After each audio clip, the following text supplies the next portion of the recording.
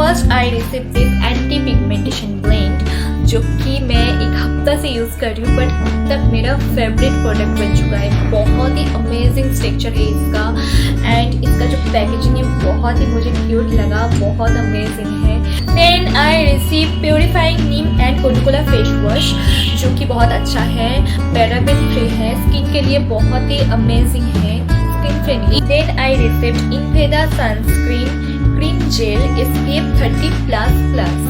तो इसका स्ट्रक्चर के बारे में बात करूँ अगर, बहुत ही अच्छा स्ट्रक्चर है, ज़्यादा क्रीमी भी नहीं है, ज़्यादा मैट भी नहीं है, स्किन में बहुत अच्छे से ब्लेंड हो जाता है। And also I received Inveda whitening and depigmentation cream. तो इसका स्ट्रक्चर जो है बहुत ही स्मूथ है, बहुत ही अच्छा है ये। इसको मैं रात को अप्लाई करती हूँ, एंटी पिगमेंटेशन ब्लेंड लगाने के बाद मैं इसको यूज़ करती हूँ, फिर मैं सो जाती हूँ। बहुत ही स्मूथ फिनिश रहता है, मुझे लगता नहीं है स्किन में मैं